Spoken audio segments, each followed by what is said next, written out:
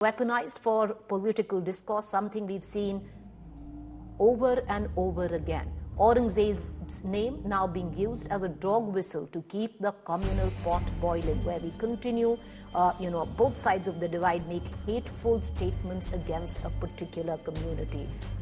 What is wrong in reinforcing historical wrong of Hindu oppression is what many also suggest at this point of time. Let's take this debate to our panelists this evening. Joining me, Ajit Pawar, political commentator, Ashutosh, author, political analyst, Sudhir Suryavanshi, senior journalist, Ratan Sharda, author and analyst.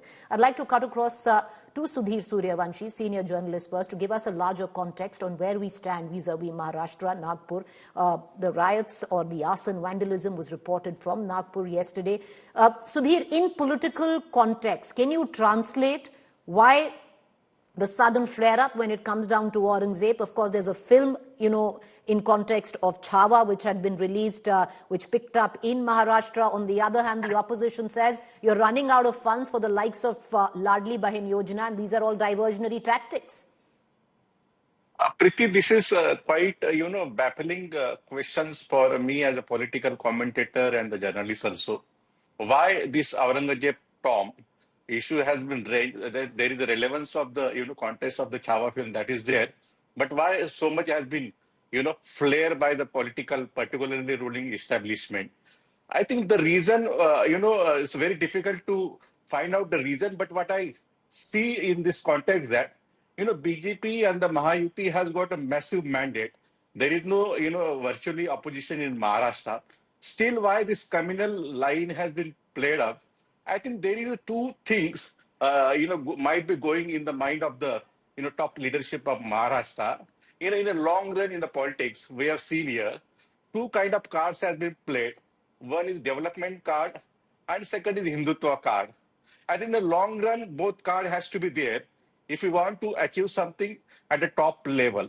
I think these two things I can see here. And on the other hand, there is a competition among, particularly in Mahayuti, between Eknath Shinde and the Devendra Fadnavis also, who is a strong Hindutva Chauvinist leader that is there. And second important thing, what I see also observe that two kind of politics and the two kind of discourse has been played here. One discourse particularly is surrounded on the basis of the caste line, and second is on Hindu-Muslim line. What is the caste line? If you see in Aurangzeb, there is one section of the historian who are close to the oppositions, and they are also known as a impartial historian, said that due to the Brahmin person, Sambhaji was trapped by the Aurangzeb, and his brutal death happened. So that narrative has been developed to pitch Maratha or Bahujan versus Brahmin. But the second narrative has been pushed very heavily, particularly the ruling establishment. The Aurangzeb has been symbolized as the present Muslims, and that has been flared up. Particularly, if you see the BJP minister Nitesh Rane, he has made several controversial statements, and his statement was, also supported by the Chief Minister Devendra Fadnavis also. Rane is continuously making communal statement, and he is in the power. So that raises the big questions why they want all these things. And because of that, Maharashtra, which is already facing huge, more than 8 lakh crore debt stock, annually they are paying almost 55,000 crore as the interest. Second, there is unemployment rise. Then 8 farmers, committing suicide in every week. So there are a lot of issues at the hand. But we people, particularly political, section, is indulging, in the discourse of the 400-year-old Mughal Empire, Aurangzeb, and that has been called as a diverted tactics or the diverted focus from the main issues. Sudhir, I'll just come here. Thank you for putting it in context, especially where Maharashtra is concerned. But viewers, Aurangzeb is not only echoing just in Maharashtra. It's all across the country. We've seen what's happened in Uttar Pradesh as well. But I want to cut across and go to Rajat Sethi, Ashutosh, and bring in Ratan Sharda into this conversation. First up, Rajat Sethi, one would think it's all right till the time the violence is restricted to social media. there's trolling, you are talking about it, it's a bone of contention. But when it translates into tangibles that we see on ground, then we really have something to worry about. Nagpur, a relatively very peaceful city, is ablaze because of something that happened 300 years ago. Well, let me start off by saying that Aurangzeb to Hindus is same as Hitler is to Jews. Let there be no two-siding on this topic. Let us not come up with historians, so to say, neutral historians are trying to provide certain nuances. It is as black and white as it is. If there is a group today which stands up and says that Hitler was great, is being socially ostracized in any kind of a sensible place, and that is the matter of fact. Now here, there is one film which comes out, which duly passes all the certification, and there is freedom of expression. They came out with a film. There are certain groups which will, of course, get agitated about it. But the real trouble started with somebody, I believe it was Abu Azmi, who is a Samajwadi party leader, who comes out praising Aurangzeb.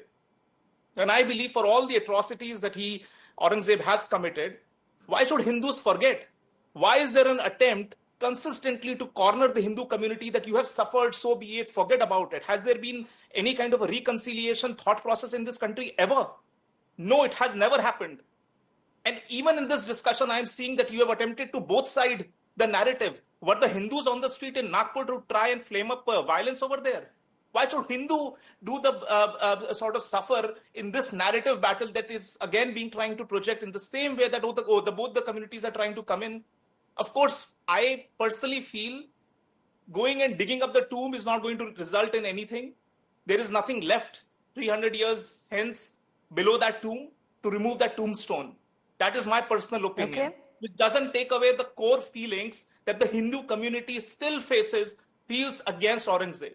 And there have been concerted efforts, largely from the opposition party, to stoke those insecurities that Hindus have.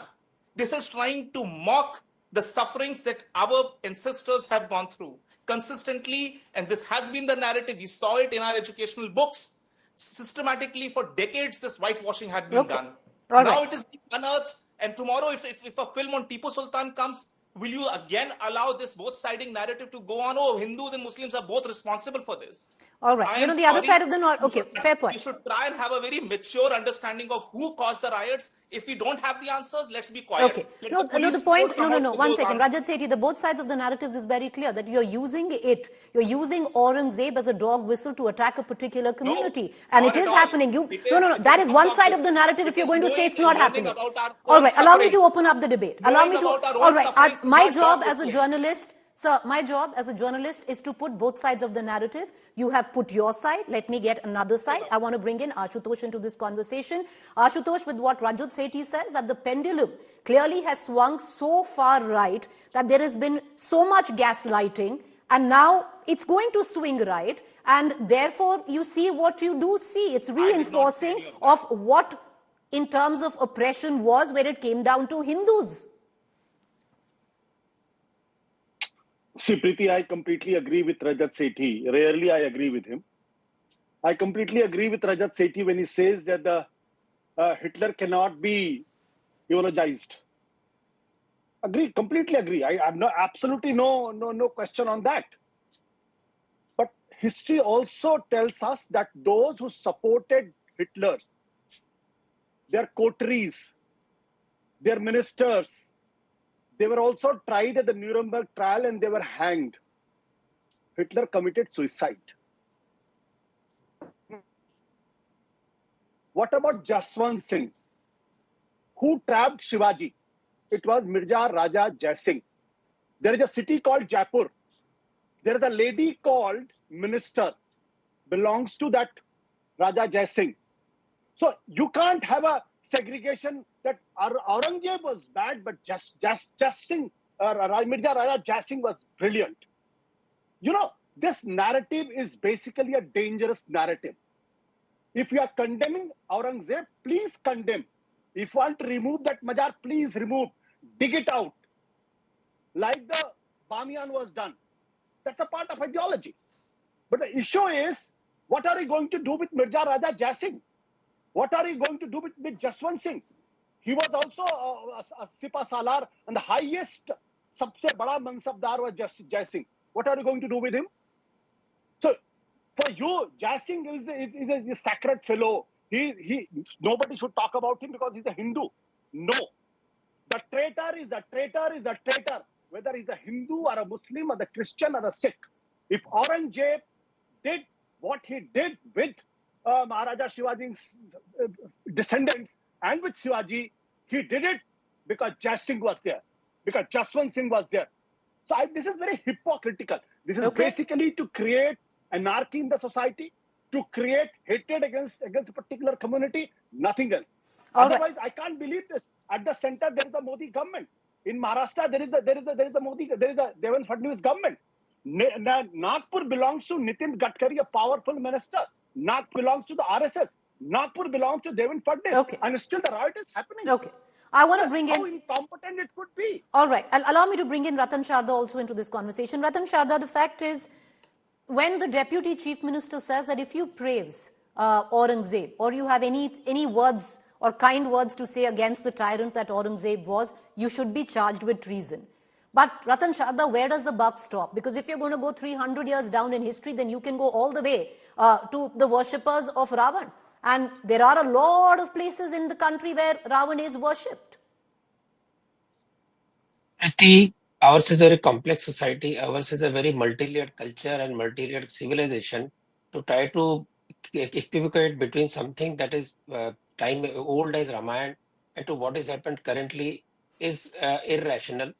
Now, you tell me, if you are going to say that you are going to say 300 saal pehle Aurangzeb mar gaya, so you should not talk about him, but somebody can praise him. Who made Aurangzeb as a representative of the Indian Muslim? First tell me. Who made it? The very secular people who said by insulting Aurangzeb or abusing Aurangzeb, you're abusing Muslims. Muslims are as much victims of Aurangzeb as Hindus were. Hindus didn't convert, Muslims converted. So why should you compare a victim of like Indian Muslim as somebody who's glorifying Aurangzeb? Maulvis can do it, Owaisi can do it, but should normal Muslim do it?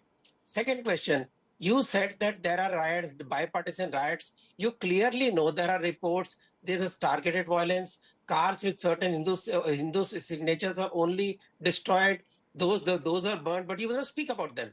You say there are, Mr. Sudhir said, there are two kind of, narratives, development and Hindutva. What about secularism, which basically means dog whistling for minoritism?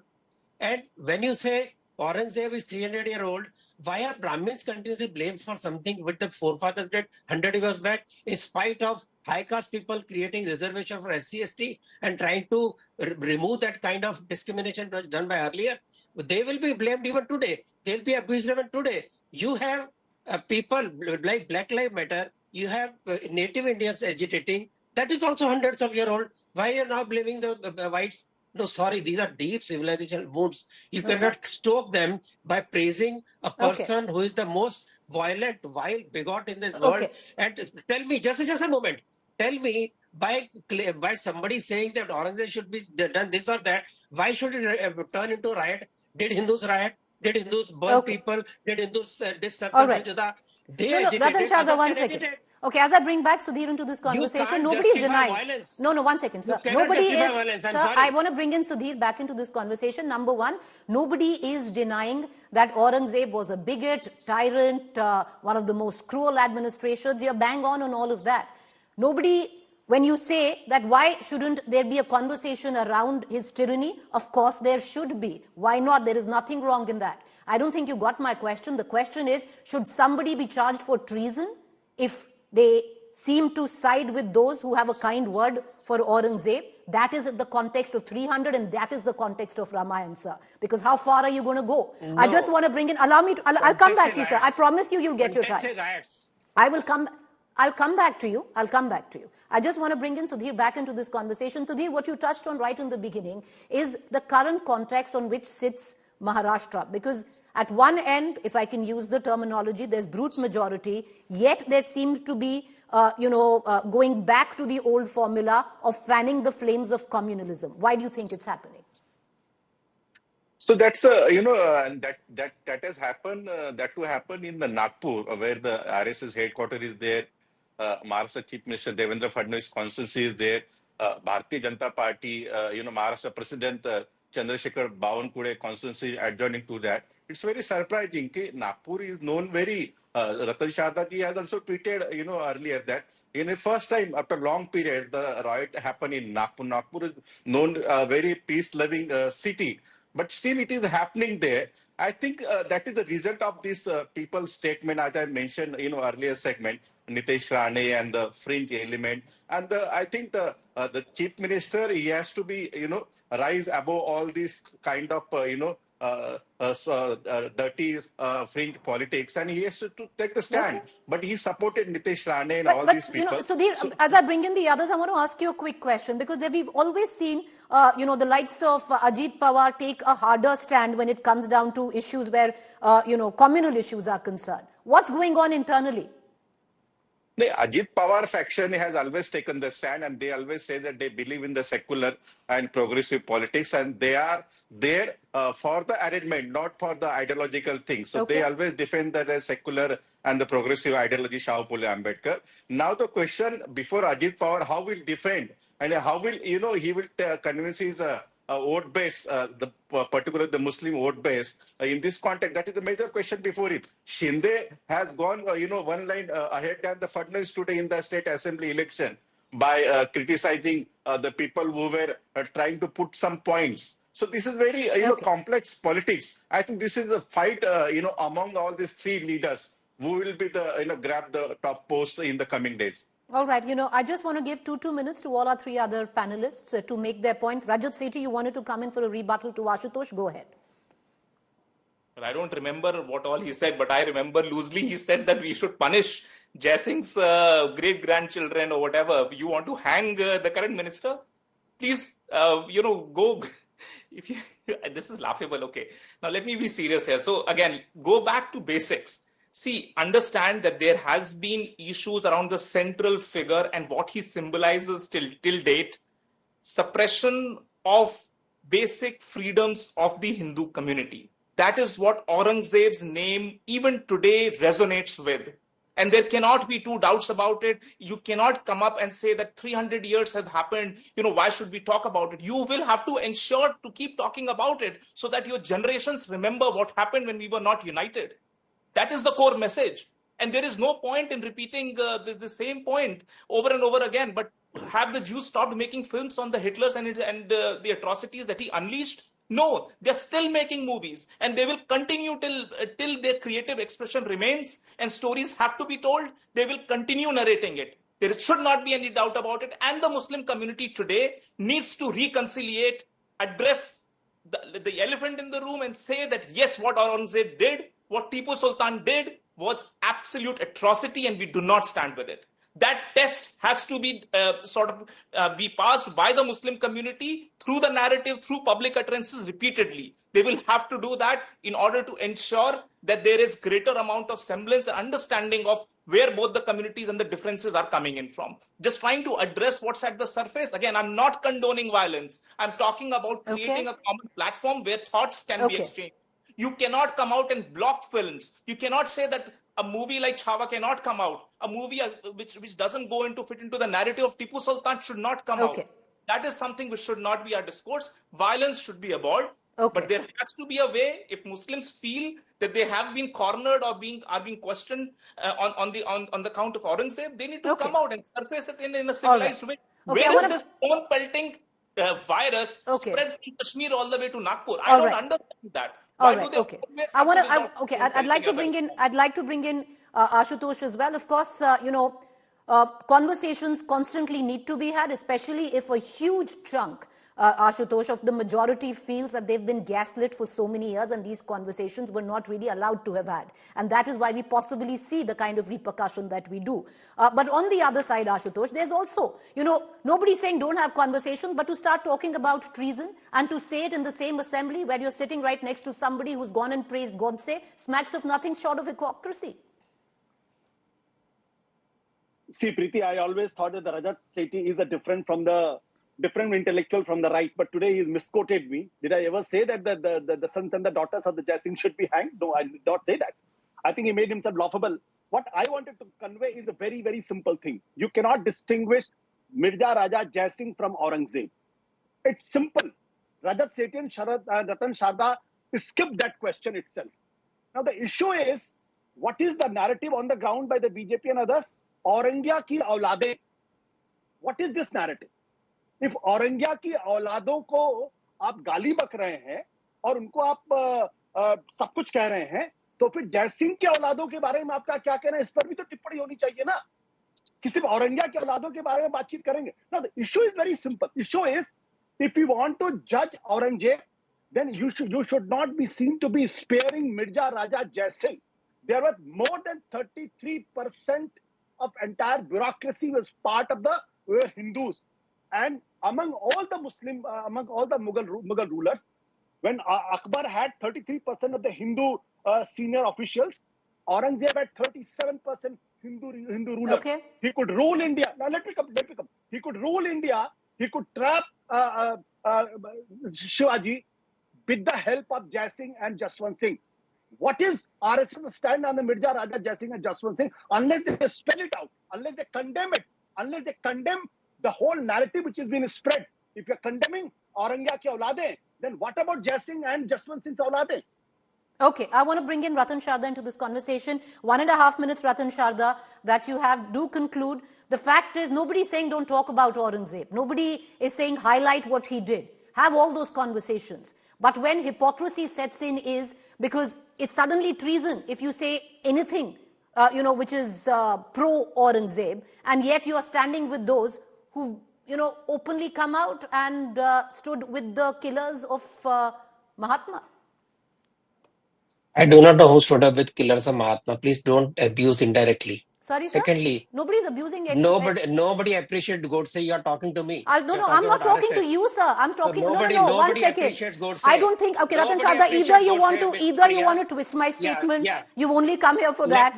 You can't do that because it's my show. So let me also tell you what I meant to say. I will clarify because you said something. So allow me that. When I said, who said treason, sir? The Deputy Chief Minister. Who's he standing besides? Nitesh Rane. Who praised the killers of Godse? Nitesh Rane. Have I made myself clear? Go ahead. Okay. First of all, since Ashutosh asked, nobody in RSS ever appreciated Mirza Raja Sindhia. Second point, we don't look at the global picture. Why is Muslim agitated all over the world? Why does Muslim go on riot in UK? There is no RSS. Germany, no RSS. Sweden, no BJP. France, no BJP. Nigeria, Kenya, why there is no BJP? Why they are writing there without any cause, without any pause on every provocation? So try to understand the minds of the Muslim leaders who keep on instigating Muslim masses who suffer because of them. And again, I say, the conversation is fine. Tippani is fine, as Ashutosh put it. Does it lead to violence? Should it lead to the stoning? Should it lead to burning of the cars? That should not be allowed. Whether it's Hindu or Muslim, it should not be allowed. But clearly in Assam, Nagpur, it is totally one-sided. Should CA have led to Delhi riots? Should a cricket match have led to riots in Mahu? No. So there is certain mindset with the leaders who instigate these people on a Friday namaz day, use them as firing tools. We should not do it. As simple as that. Okay, fair point. You raised a question. Ashutosh, you only have 10 seconds to answer because you want to come in with what... 10 seconds, sir. I just want to correct Ratan Sharda ji, the Germany, America, and all. There is a Muslim immigrants, but what is happening over there? It's a resentment against immigrants, and those immigrants were sent from USA to India. So immigrants, they will. All right. Rajat Sethi wanted to come in. Rajat Sethi, I'm going to allow you just exactly the same time as Ashutosh. 10 seconds, Rajat Sethi. It's news, not mythology. Sorry. See, the comparisons that you're trying to make repeatedly, be it Ravan or Godse, these are like, you have to contextualize the current discussion. Okay. And I don't see where is that context heading towards. We're just trying to bring in any random example anywhere in the world. It's not random example, but I really have, I tried to explain it in the beginning. It doesn't juxtapose well. Well, in all probability, viewers, this will be struck down when it comes down to the top court of the country like it has been with other states. But the questions that we pose this evening for our political face-off. Telangana reservation bid, political posturing than actual real intent, knowing very well that it would be struck down by the top court. Will Telangana reservation bid set a precedent for other states? This is the first time that a state has conducted its own survey and on the basis of that announced reservation for backward castes. Will other states also follow? And what could be the political fallout of that? And lastly is a question that most of us ask. Reservation versus meritocracy debate reignited once again, because if this reservation is possible in Telangana, it will take the quota in Telangana from 50% to over 73%, nearly close to 75%. What happens to the general caste category? Let's cut across to our face-off this evening. NV Subhash, spokesperson BJP, Srinivas Reddy, spokesperson Congress. Both of them join us. I want to cut across to Mr. Srinivas Reddy. Srinivas Reddy, many suggest that this was a trope you floated. It's anyway going to be struck down by the top court of the country, and there is no real intent behind it. Good evening, Preeti. First of all, I would like to say that this is a poll promise which has been made by the Congress even before the elections.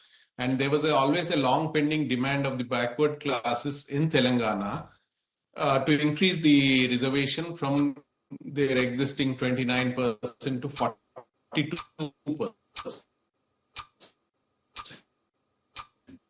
It was a long pending demand of the BC group. And he do not say that it is not going to face any legal battle or anything of that sort. But definitely, if the center agrees, we definitely have a say in that. When Tamil Nadu can do it at 69%, why not Telangana?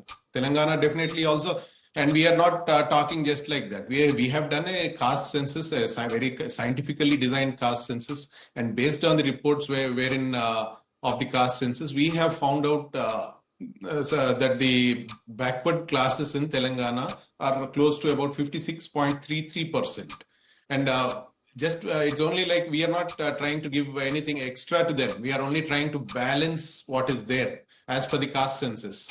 So I don't think saying that it is a political appeasement or politically appeasing move is right. We are trying to do some social justice here.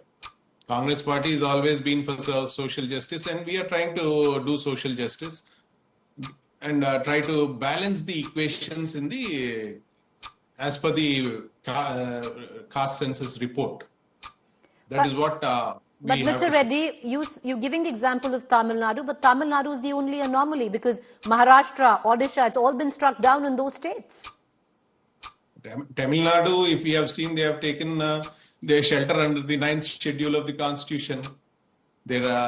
So probably Telangana, we are also, we might try to, we are asking the center support for that, because Tamil Nadu, by an amendment to the Constitution, they have now their act, whatever the Tamil Nadu Act, it was Tamil Nadu Act 45 of 94. It was.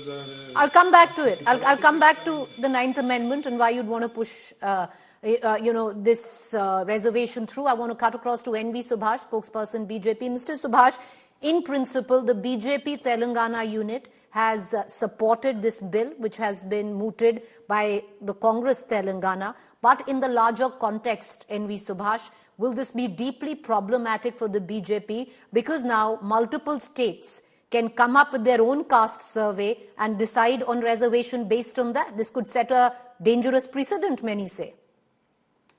Exactly. Preeti, good evening, and good evening to all. This is, the politically sensitive issue, and it is the emotive nature of the issue. So, the Bharatiya Janata Party Telangana has approved, supported the bill which has been tabled yesterday by Honorable Chief Minister Mr. Revant Reddy. So, first of all, I would like to, comment on this, because the way they have done the caste survey, it is not scientifically approved, because when we see the application form, there is a blank, about the people had some choice that, whether they can fill up the caste and, the subcaste also. So when the enumerators have gone towards the city all over the state, there have been little bit uproar among the people, and then many people have not really filled up this the just application. The second thing, what we have been telling that this is not been done scientifically because of various reasons. And the Bharatiya Janata Party in the previous elections, in 2023 assembly elections also, we have categorically declared that the Bharatiya Janata Party's candidate will be, the BC candidate will be the Chief Minister of the state. So when we see about the constitution of our party, we have given a lot of many people who have been given the choice, and then they have been appointed in the party's position, as well as MLAs and MPs also when we have gone for the parliament and assembly elections. What we fail to understand why Revanth Reddy is so sensitive about it. When we see the cabinet composition, there are only two pieces, Preeti. This is where he has been telling to the people. Okay. And he says that he is very much interested about development of VCs, when his own cabinet is completely about the forward. All right, I'll come back to you. I want to go back to the Congress spokesperson. Questions are being raised on how you've conducted this caste census, not just by the BJP, Mr. Reddy, you even know by some of your own sitting MLAs that you've suspended, number one. Number two, the bigger question, Mr. Reddy, is this lazy politics? You want to do it for the sake of doing it, which ups then the quota to over 73%. You might call it social justice, but ultimately what happens to the general category? You're only left to play with 27%. What about meritocracy? I would like to address this issue, but we are not saying that the general category is going to be suppressed. We are only trying to get it to a level playing field. Because what is happening here is these backward classes which they did not have the opportunity so far. We are trying to give them an opportunity by increasing the caste, the percentage of the backward classes and SCs, STs and all. So they will be getting more opportunities to come on to the level playing field, and they will be more represented. It is not like the general category is going to be based on the population, based on the census report, based on the reports which we have. It is purely based on the data which we have, that we have gone ahead and done this. And saying that the caste census was not done properly, I don't think is agreeable, because it was done in a very scientific way, in a way different. The larger question was also that you haven't really given any representation in your own cabinet. So if there is actual intent, you'll at least show it in terms of representation in your own cabinet. 10 seconds, sir. These are the first steps towards that. Definitely the representation in the cabinets will also be made at a later point of time. Mr. Reddy, many would have thought that should have come first and then the call for quota. But I want to go back to Mr. Subhash. And Mr. Subhash, you didn't answer that question, because what you've done at a state level by supporting the quota mooted by the Congress Telangana could be dangerous for the center, which you have your government in, because then each state would come up with their own caste survey and say there's precedent already. Yeah, see, this is very, very sensitive issue.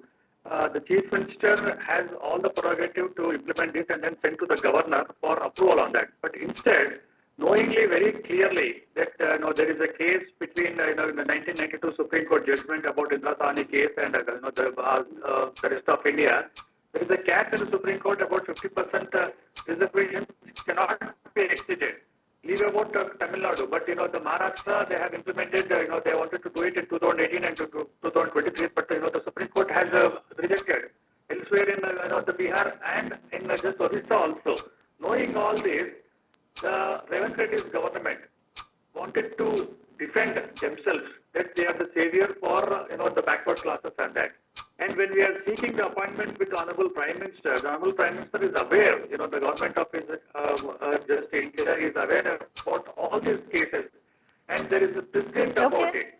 So there is very, very, it's a sensitive issue about it. All right, Knowing it is, You know, it is a sensitive issue and it's a political hot potato at that. We're going to leave it at that. Appreciate both our panelists for joining us. I just want to, tell our viewers, with what the Telangana government is proposing is a 23% rise in the existing quota for the backward classes, which will up the total quota in the state of Telangana from what was 50% earlier now to really close to 75%, between 73 to 75%. Very little would be left for the general caste. So at one end, there will be the champions of social justice, but then they're also facing off with the champions of meritocracy. Where do our viewers stand on that? We'll let you decide.